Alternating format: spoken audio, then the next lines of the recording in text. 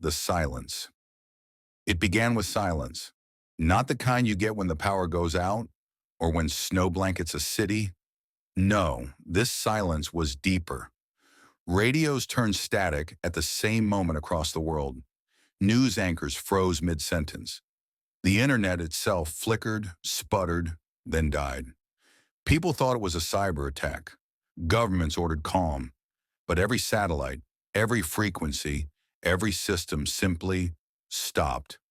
And then came the sky. Second, the red aurora.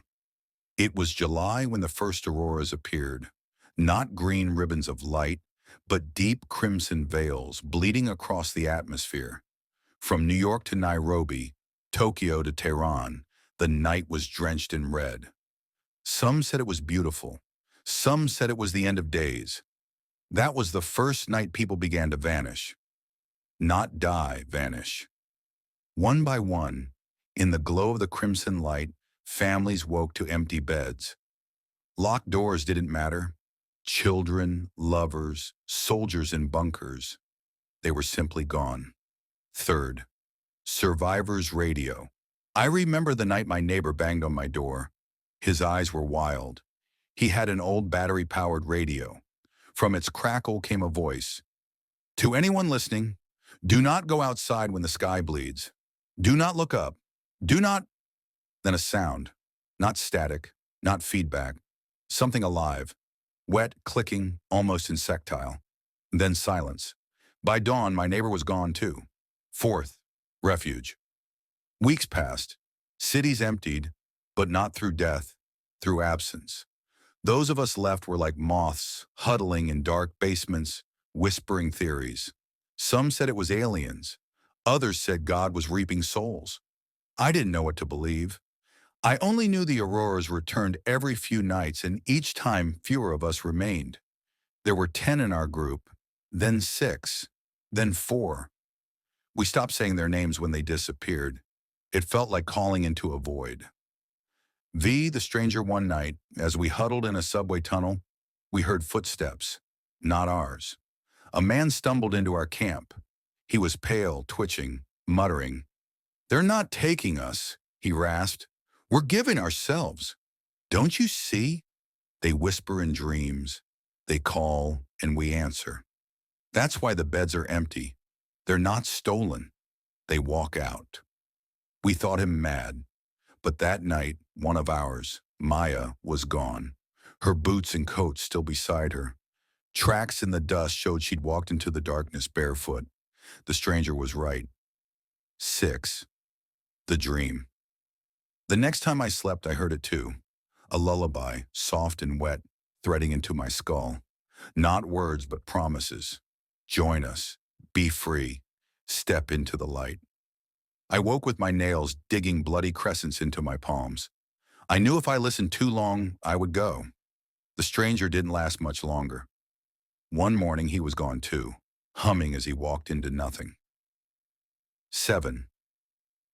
The descent. Only 3 of us remained, me, Elias, and Ruth. We barricaded ourselves in an underground bunker. No light, no windows. We thought if we couldn't see the sky, couldn't hear the lullaby, we might outlast it.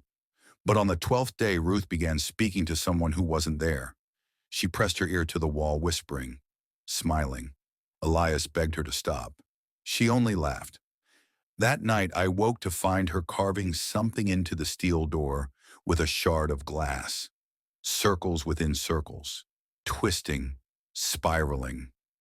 She turned to me, eyes glowing, faintly red in the dark. "They're not ending us," she said. "They're perfecting us." She drove the glass into her own throat before I could stop her. 8. The voice below. After Ruth, Elias, and I barely spoke. We rationed our food, our water, but the silence grew thick. I began hearing the wet clicking sound in the pipes, in the stone, sometimes whispers in the drain. On the 20th day, Elias snapped. He smashed the radio we'd kept, screaming it was all lies. He screamed until his throat bled, and then he went silent. When I woke, he was gone too. 9. The last broadcast. I am the last. I don't know how long I've been here. Days blur. Food is gone. My body is thin. My mind thinner. But I found something. The radio, broken by Elias, still hums faintly. And in the static, a voice. My own voice. To anyone listening, do not go outside when the sky bleeds. Do not look up. Do not... I don't remember saying this, but it is me. And when the message ends, I hear the wet clicking. Closer each time. X. The final twist I understand now. Humanity hasn't ended. It's transformed. The vanished didn't die. They joined. The whispers, the lullabies, the clicking in the walls. It isn't outside. It's inside. When I close my eyes, I see them. Billions merged in a crimson sea. Their minds woven into one endless consciousness. They're calling me to join, and I can't resist much longer. I thought I was the last human, but I was wrong. I was the last invitation.